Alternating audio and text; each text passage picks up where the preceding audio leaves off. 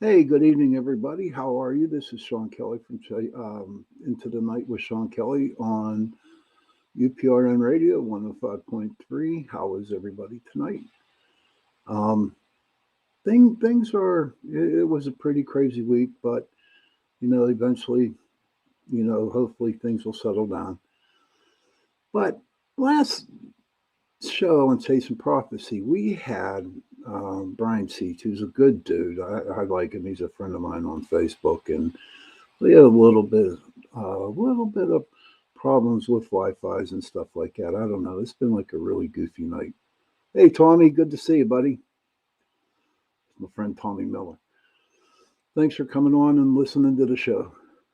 I do want to say I do believe next week I found out that we're on a new time.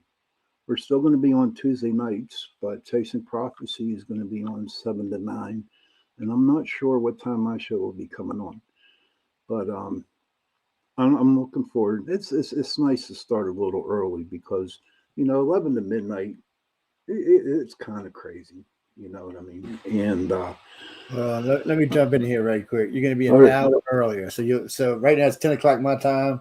It'll be 9 o'clock my time. It'll be 10 o'clock your time. So you'll get a whole hour earlier, man. You oh can wow, that's great. you'll actually That's be able to get 5 minutes of sleep. If you got to go to work. But anyway, I'm out here, guys. Talk to you other. all right. So Joe, that was the producer. Okay, so I'm gonna start at 10 o'clock Eastern time, 9 o'clock Central. So that's a whole hour. So I'm kind of happy for that. I'm still thinking of stuff that I want to talk about. Um, different uh, things. Like Bigfoot's, whatever's on my mind. But so we had Brian Seats on the show before, and there was a little bit of Wi-Fi problems, so we're going to have him on again. But he is with the cryptology, something. What they do is that they kind of investigate cryptos. And it's the study of a research for animals to evaluate the possibility of existence. Okay, so what do everybody out there think about cryptoids, or cryptids? Um, do you believe there's a Bigfoot? Do you believe that there is, what's that big bird in the sky? I forget the name of it. It'll come to me. Um, a lot of people say that they see hellhounds. Okay, hellhounds, from what I understand, okay, are dogs. Okay, say like you make a deal with the devil, right, to get monetary, whatever deal you made with him, and whenever the time is up for the devil to collect you, he's supposed to send these so-called hellhounds after the person to grab their soul.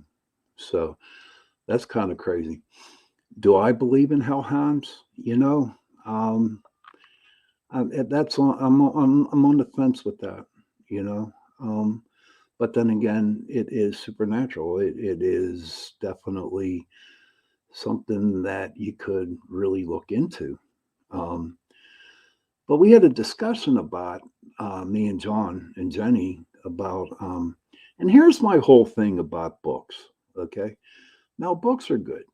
Okay, um, and whenever I mean, there's fiction and nonfiction, there's scientific ones, there's all kinds of different books out there. But you read Tommy, I'm not really sure I believe in those, but I'm not super familiar with them.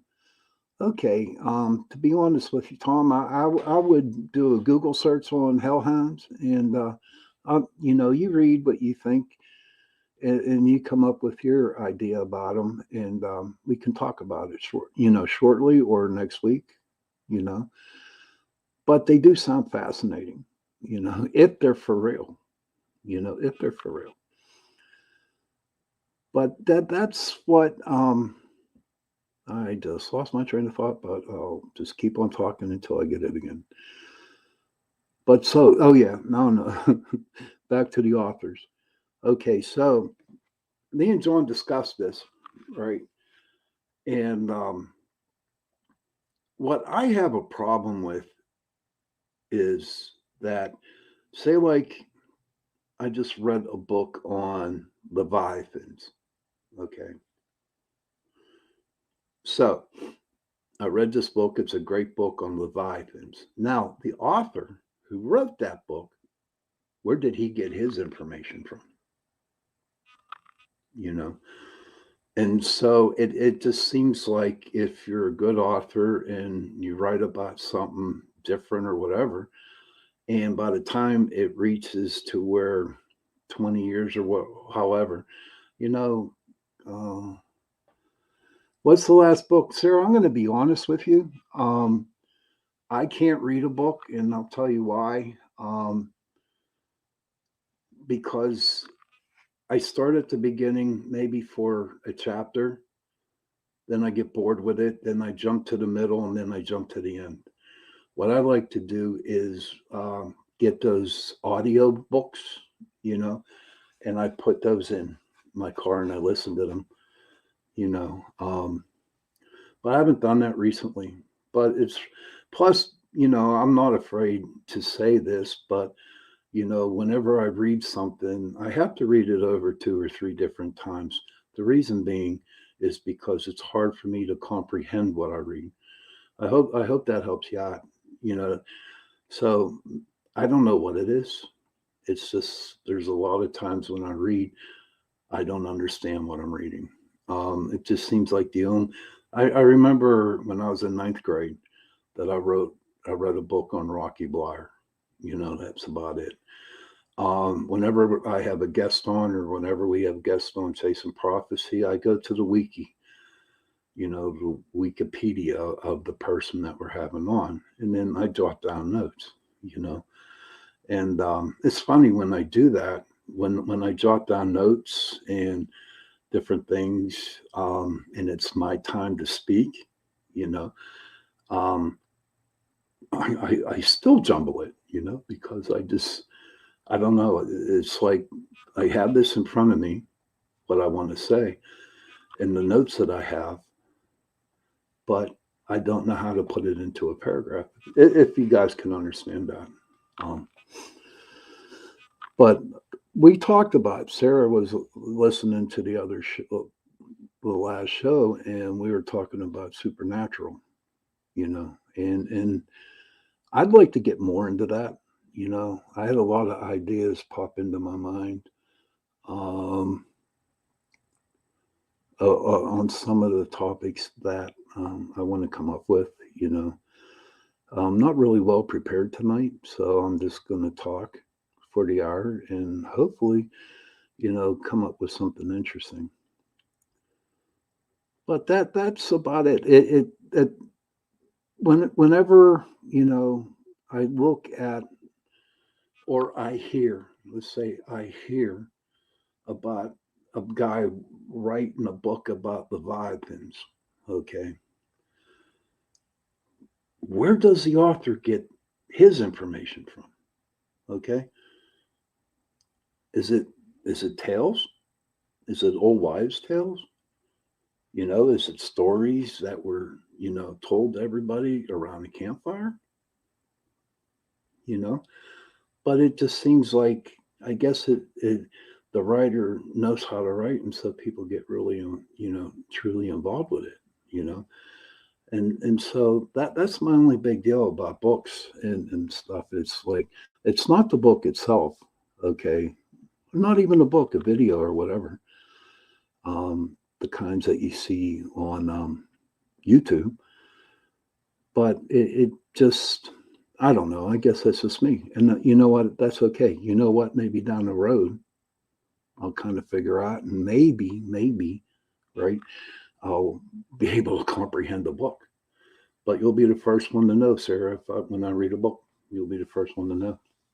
But, so, how's everybody doing tonight? I hope everyone's doing okay. Um, as you know, that I am from Pittsburgh, Pennsylvania, and I was wondering, and it snowed here today. It really did, and it was kind of surprise. I mean, it was laying on the cars. It was one of those big, heavy snows that that are wet, and the flakes are like huge. Wasn't really ready for it. You know what I mean? Um, they said it, we're going to have a little bit of snow, but not a lot. And then um, we got a lot, you know. So, but and like, and I think Sarah, you were talking, told me we were doing good. Wasn't expecting to snow today either, huh? Yeah, I wasn't. But Sarah was listening to the show before, and it, and John brought up how creepy it is now, being so getting dark so early and stuff. And I was sitting down a couple days ago, and I'm sitting there watching TV, and I'm thinking, holy hell, it's about 8 o'clock, 9 o'clock at night, and I look up at the clock, and it's only 6:30. You know, and then when I wake up for work at 4:30 in the morning, and I get to my car at 5 to go to work, honest to gosh, it is just like wow.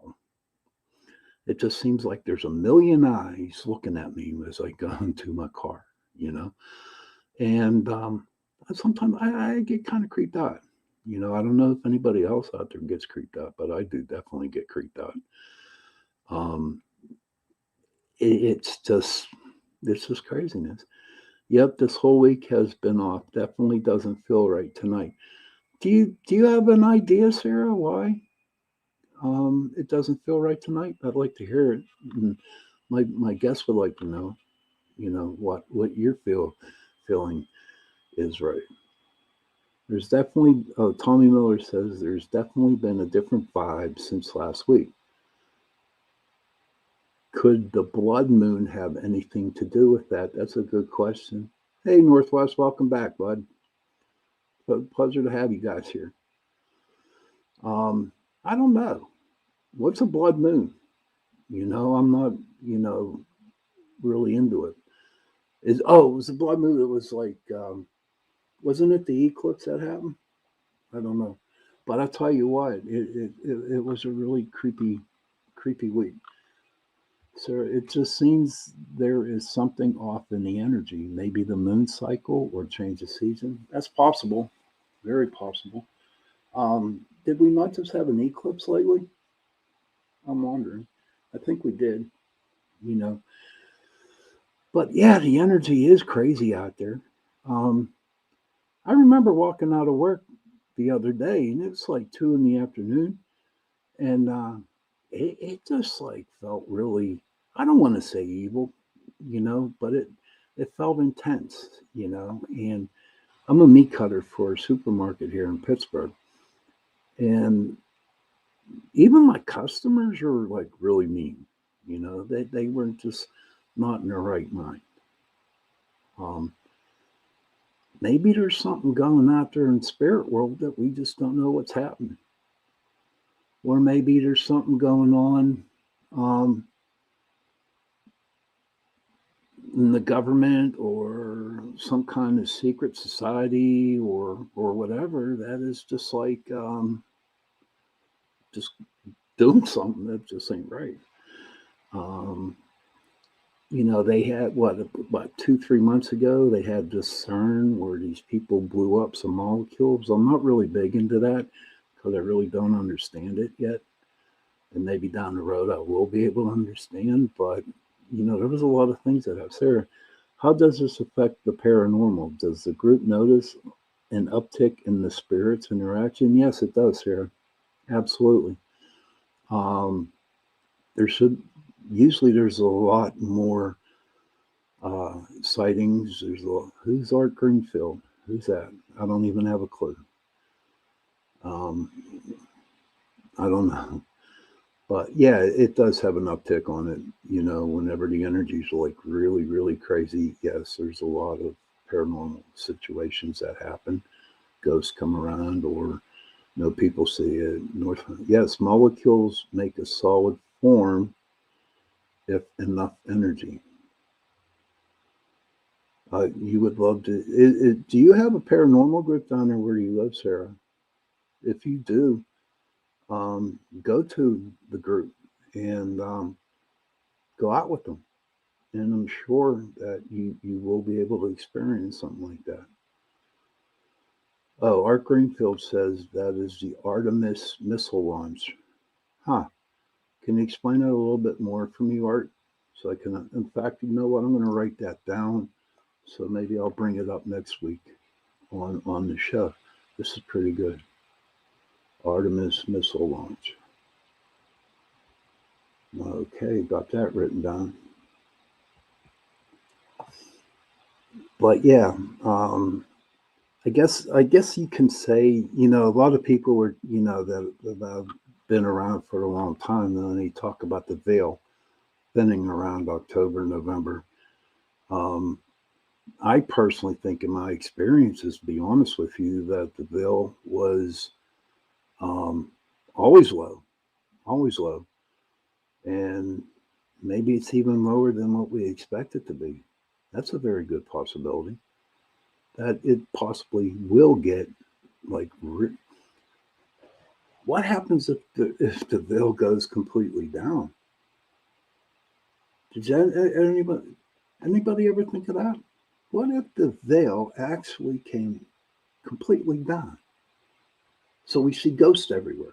We see all kinds of demons. We say, okay, Sarah says she just moved back to PA, unfortunately, so still getting settled. Thank you, though. Oh, you're welcome. There's a lot of good paranormal groups out there, you know, um, in the Pittsburgh area. Very good. In wherever part of PA that you're in, you know. Northwest Paranormal Research Group says we also might have micro black holes passing around us all the time. You know, if I'm not mistaken, Northwest, that those micro black holes are part of the CERN that happened a while back. Oh, what Art Greenfield, the Artemis missile launch, it says it goes up in 1 hour. So we'll see what happens with that. But the black holes that you're talking about, I do believe when the CERN exploded, that it created a lot of these little black holes. And a lot of people think that those are portals. I'm not really sure about that, to be honest with you. I don't have a good answer for you on that, but that's what I've read. So maybe they are, and maybe these little, Northwest says it's called the Mandela effect. Okay, I've heard of that before, but I'm not sure really know what it's all about. But hopefully down the road, well, I'll write that down and figure that one out, you know. Mandela effect. There you go. Okay, we're good. But back to what, with the people, when I say that people are talking about the veil thinning, what do you think happened? What would you think would happen if the veil actually completely came down? Well, according to people who believe in that, okay, if the veil got completely down, then I guess we'll be living with spirits. You know what I mean? We'll be able to see all the spirits. Or will we? That and it's not just that I just thought about this, a couple, today or whatever, but I really thought about this a while back. Like, what happens if the veil actually completely went down? You know? Oh, okay. Northwest says nuts science will fail. So I don't know. My son is a scientist, and he has his doctorate in some kind of microbiology kind of stuff or something. I know that he can make something that could really hurt people, and I know he can make something that can cure people. And that's kind of scary. Um, he don't really talk about what he does. Okay. But I remember when he was at the universities that he, went to for that he did some government work, you know, and to sit back and I'll be honest with you, he knows how I feel. To sit back knowing that somebody that you know and that you love could possibility make something, and to hurt people. You know, if I don't know, I have a hard time accepting that sometimes. You know what I mean? I do. But you know what? Whatever's going to happen is going to happen. I mean, we try to take control of situations that we have, but a lot of the things that happen to us, we have no control over. And you have to ask yourself a question: why? Why is this happening? I mean, was it written in the book many years ago that this is going to happen on this certain day where something, you get into a car accident? Was it random that you got in this car accident, or was it that it was foretold if it was going to be an accident? I don't know. That's what Northwest says. Just like a big bang now, it is wrong. What? Just like the big dang? What's the dang? I don't know what you mean, bud. Do not know what you mean. So I don't know. Can you tell me a little bit more what you're trying to say there, Northwest? I truly appreciate it. You know, um, Northwest is from Washington State. The Big Bang Theory. I have. Yeah, okay, that's better. Sarah, well, technically speaking, I guess it depends. I'm not much of a Bible believer, but it does mention the tearing of the veil into the Holy of Holies, which meant all were welcome to approach the divine directly. Okay, so maybe that means if the veil between worlds falls, it would be access to all, not necessarily a bad thing, just free interaction between worlds. Thank you, Sarah. I really appreciate that. Um, Truly, thank you. Um, Makes a lot of sense. Thank you again, Sarah, for writing that. That was pretty cool. Um, so so I will read what Sarah said again to the people out there who are listening. She goes, well, technically speaking, I guess it depends. I'm not much of a Bible believer, but it does mention the tearing of the veil into the Holy of Holies, which meant all were welcome to approach the divine directly. So, so maybe that means if the veil between worlds falls, it would be access to all, not necessarily a bad thing, just free interaction between worlds. Wouldn't that be crazy, Sarah? Everybody out there, if you could actually interact between both worlds, well, that would be like really like crazy. I mean, so you got great grandpa there, seeing you doing some kind of work, and he's trying to tell you what to do, and but he's a ghost, he's a spirit, you know, something like that. But you know what? I believe with all the technology that they have going on today, that if all our grandpaps and grandmas and stuff came, um, that it would actually, um, they probably like send me back. Thanks, Denise. Appreciate that. Hey, it's good to see you, hon. Good to see you, Denise. Thank you for coming on. Um, but yeah, um, that's a good question, because if I was a grandpa and I come back and I seen kids playing with phones and all the gadgets that they have out there now, I'd be like, send me back. Do not want nothing of it, you know. That would probably be me. I'm not sure, but maybe. Um, so we'll just have to see. Maybe someday that it will come down completely and we can dwell into, we can have, you know, share both worlds. That would be insane. That would be really, that'd be crazy. You know what I mean? But so that's like I thought about a lot of a while back, a lot of times, and a long time ago.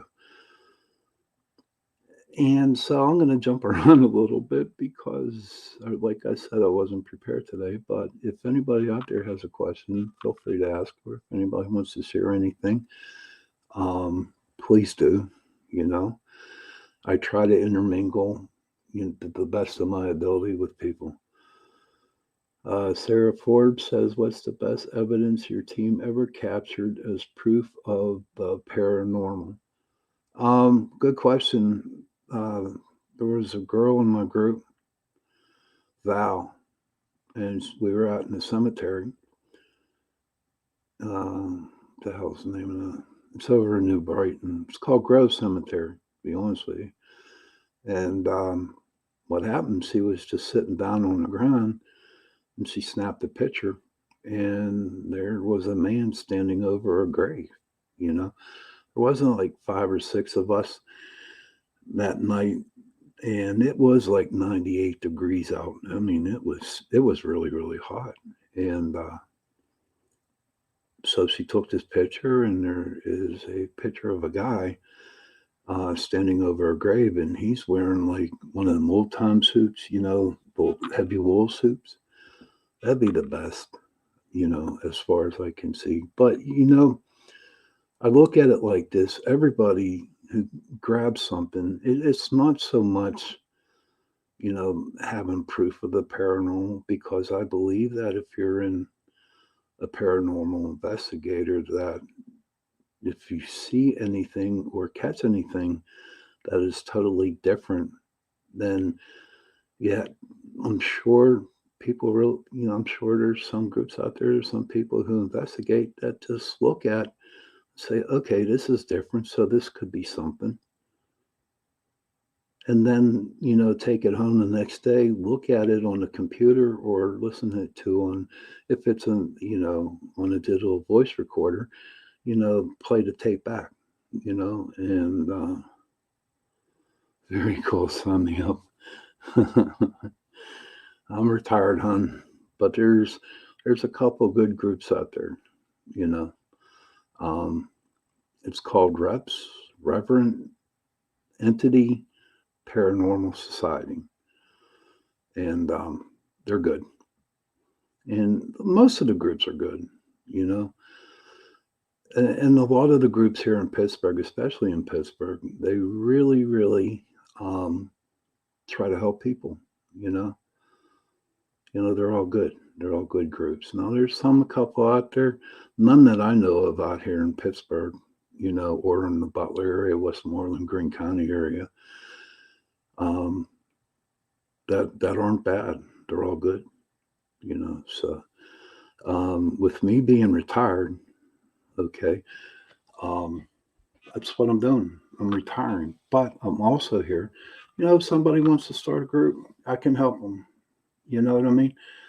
It wouldn't be my group if they say, "Hey, Shawn, listen, I want to start a group with some friends of mine. Can you kind of like tell us what to do?" And I'd be more than happy to do that. You know, um, somebody told me the other day that there was no way that I'm leaving the paranormal field. In fact, it was yesterday. Um, maybe I'm going to go a separate route. Maybe I want to do cryptids or whatever. Um, but I did enjoy going out. But I am 60 years old, and I'm just tired. I'm tired because there's a lot of traveling that has to be done with it. And I just don't have the time to look at um, evidence or anything like that. I don't, you know. So that's where I'm at with that. But Sarah, if you want to look around, just check out the Pittsburgh, you know, type in Pittsburgh paranormal groups, and if there's any like really close to you, check it out. I'm sure it'll take you in. Northwest says, "I think I can understand the veil idea, like a glass of water ever rising, not knowing what's past the water that at water of water." Ah, that's a pretty neat thing. That's pretty interesting. You know, I'm sorry. I'll read that again. He says, I think I can understand the veil idea like a glass of water, ever rising, not knowing what's past the of water. Okay, that's pretty interesting. Sounds good. Oh, what a shame. This is Sarah says, oh, what a shame. Get it though. Right on. Write an actual true book. Can't go wrong with an autobiography because it's your own story. I'm starting it, you know, but thank you. But it's this time. It's this time to go. Oh, rim of water. Okay. Thanks, bud. Now I can understand. But maybe I definitely will. You know, I would like to write. In fact, I did start a book on some of my investigations. But that's pretty cool about the autobiography. Maybe I can get somebody to help me write it. Because being from Pittsburgh, we have our own type of language. Okay, and I am one of the most I am one of the most people that I speak in double negatives, and I'm sure. Thanks, Sarah. Appreciate it. But like I speak a lot of double negatives. I was told that I speak double negatives, and I catch myself every now and then. But maybe somebody out there could give me a hand writing it. That would be pretty cool.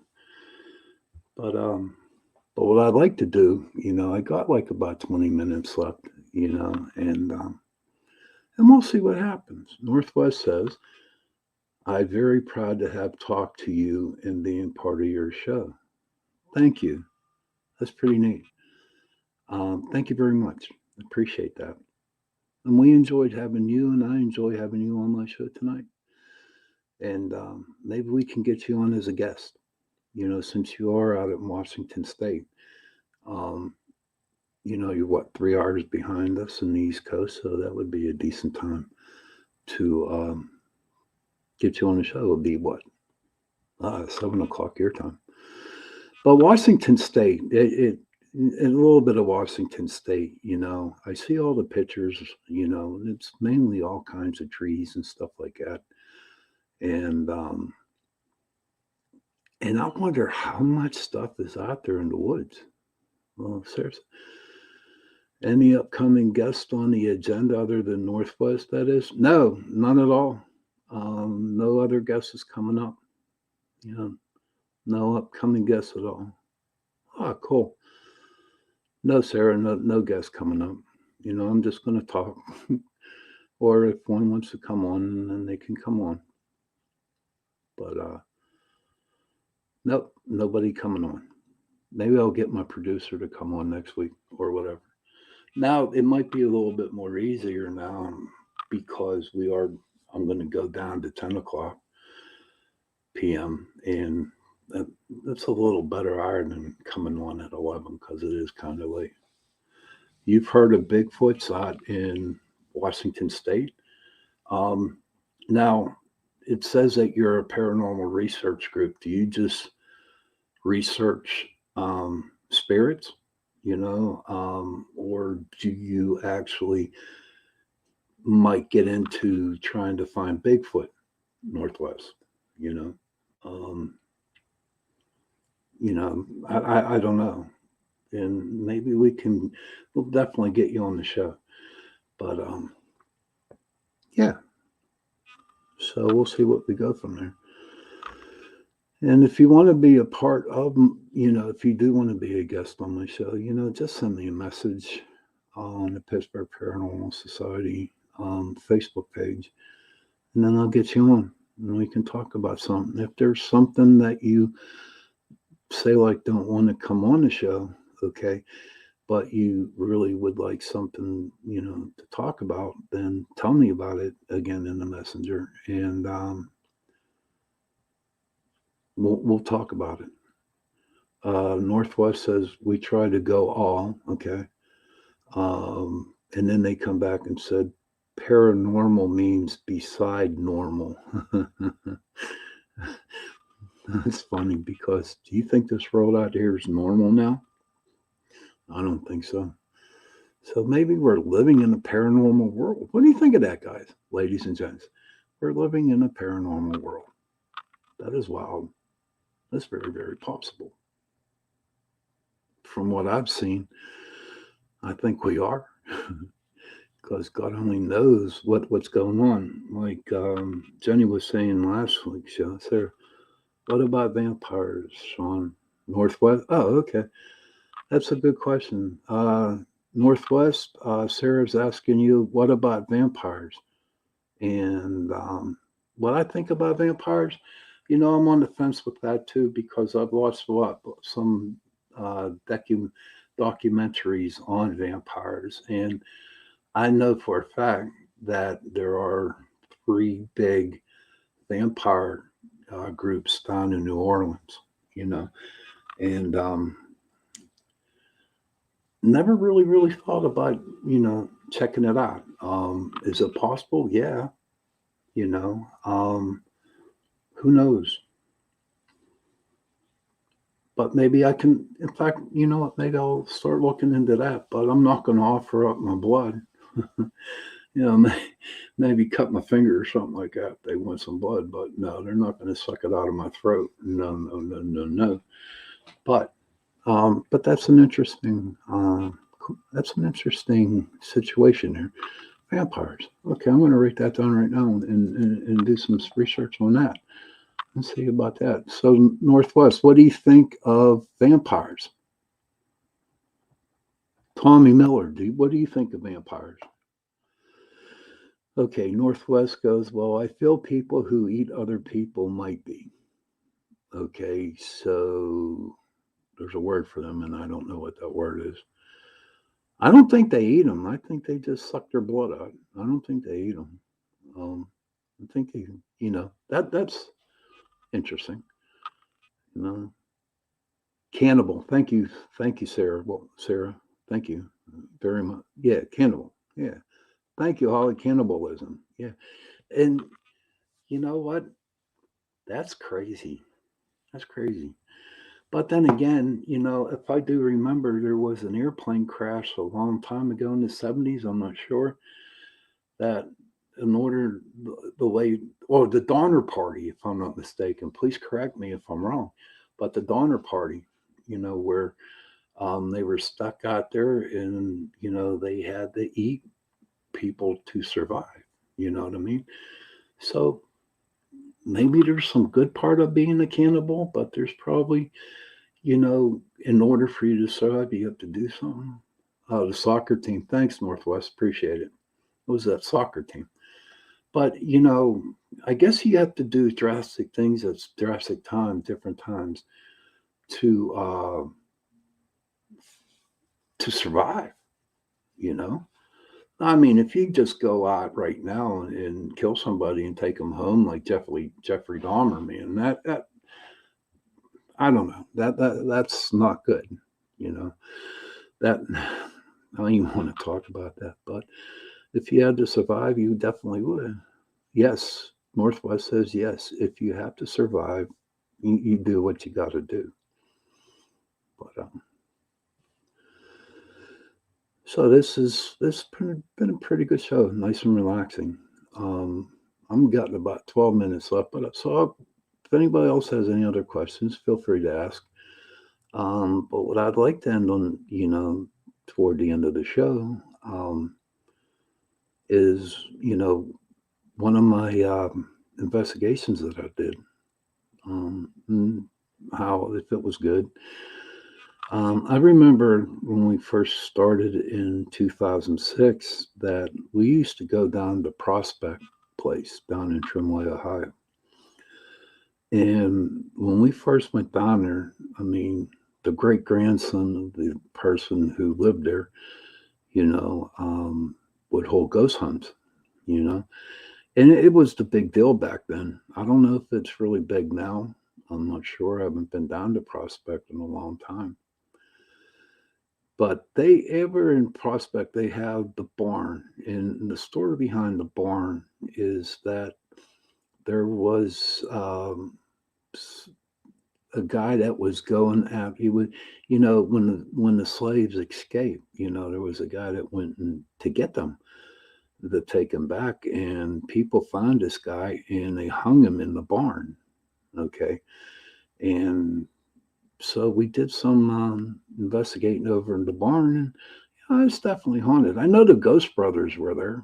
You know, I do believe there's a couple other paranormal TV shows that were down there. But the experience was great in the barn. Now down in the cellar is another really big place to go to. Now here's what's really crazy about the cellar.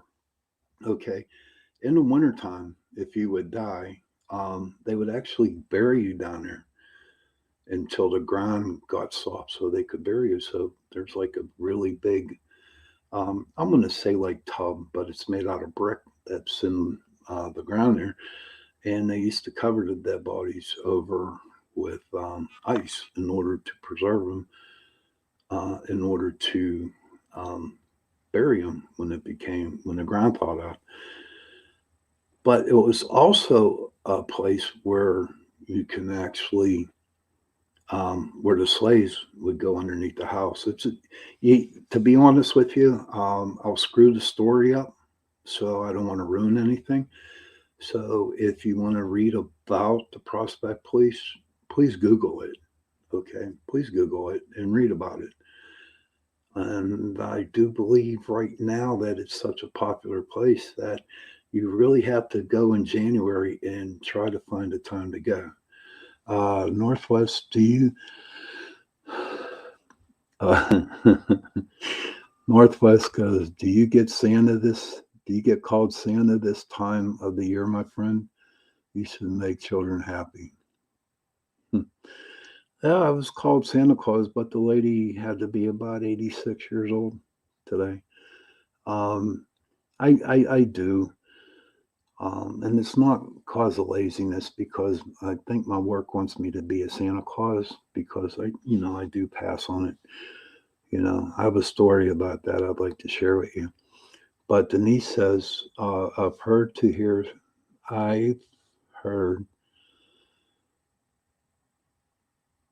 that's true, Sarah. Good. But that's once a year.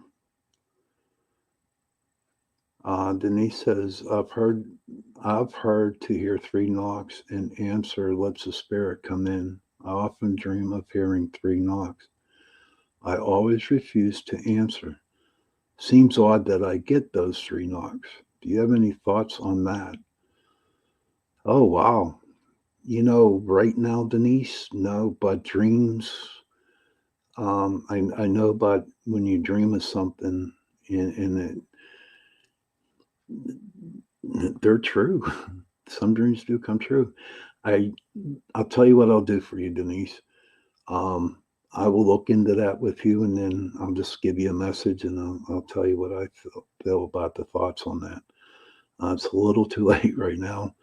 I'm not trying to, like push you away or anything like that, but I'm getting close, like 7 minutes, and I got to go. But definitely, Denise, I will definitely look at that. Sarah Forbes says Santa counts as paranormal. You can stay in the field with that. That like I said, that's only one day of the year. Oh, you're welcome, Denise. I promise you, I will get back to you on that. Um, Northwest Paranormal Research Group says I believe they talk to you in dreams. Ah, okay. And Northwest goes, you adorable. Oh, thanks. But the story I want to share with you about that, this was like about 10 years ago. Me and my brother were down at a restaurant here in Pittsburgh called Eaton Park. And so it was like on a Saturday night. I just got off of work. And so me and him, he met me down there for dinner. And so we're sitting there eating. And all of a sudden, I look my head and I see this little kid, okay, kept staring at me. And I'm thinking, okay, yeah, I'm not a bad guy, but he kept staring at me and smiling.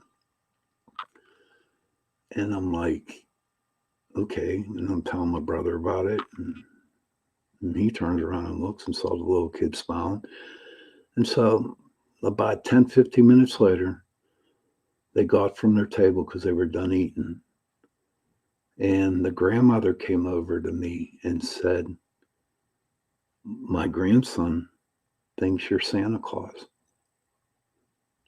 And he had autism, okay? And he couldn't walk. He was in a stroller or a wheelchair of some type.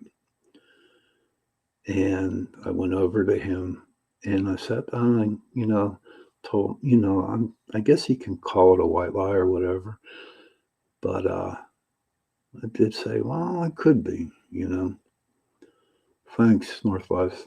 And he just had the biggest smile on his face, knowing that he was talking to somebody that looked like Santa Claus. And the grandmother was so cool. And I tell you what, I was going through a bad time, when that was happening. And when I saw that little kid smile, his face just smile brightly, and that telling his grandmother thinking I'm Santa Claus, that every negative feeling ever just went away that day. You know that to make that kid smile, thinking that I'm Santa. So we'll see. It just touched my heart, and again, it's crazy because you go to places, you're put into situations that you don't ever think what you have to do, and oh, I'm sorry about that. Sorry about that, brother. And but it was good. Thank you, Denise. It was something. I mean, Denise, you see my brother, you can tell him he was there when it happened. So I gave the kid $1. I said, go buy some candy, you know. But it was touching. But I'm getting close to the closing time. It's the witching hour, I got 3 minutes left, and it's a lot of responsibility to be Santa, but it's a huge honor. Thank you, Sarah. Thank you. It is a responsibility. So we'll see what happens. And when Christmas time comes around, hopefully, have some Santa stories to tell you. But it is getting close to the witching hour. And I just want to thank everybody for joining my show tonight. Sarah, Northwest, Denise, Tommy, and everybody else out there who was listening tonight. I truly appreciate it. And I just want you to remember, though, next week, my show comes on at 10 p.m. on Tuesday nights on UPRN Radio. It's 10 p.m. on UPRN Radio 105.3. And Chasing Prophecy will be from 7 to 9 at 7 p.m. to 9 p.m. Eastern Time, 6 to 8 Central Time. So hopefully I'll be able to see everybody out there. Come back again, and we'll see what we can talk about. Thank you. That was the best closing ever. Thank you, Northwest. I appreciate that. Well, Jenny's grandkids can visit. I don't think so. Don't know. I don't think so. Not gonna happen. Nah. But everybody have a great parents. Go to your children and give them a hug and tell them that you love them. And children, go to your parents and give them a hug and tell them you love them. If you have no children, go to somebody that you love dearly and give them a hug. Those 3 words, I love you, go a long way. It helps you make you through the day. So, on that note, I want to wish everybody a good evening. Thank you again for coming on and listening. And I will definitely talk to you all tomorrow. All right. Good night, everybody. Happy hunting.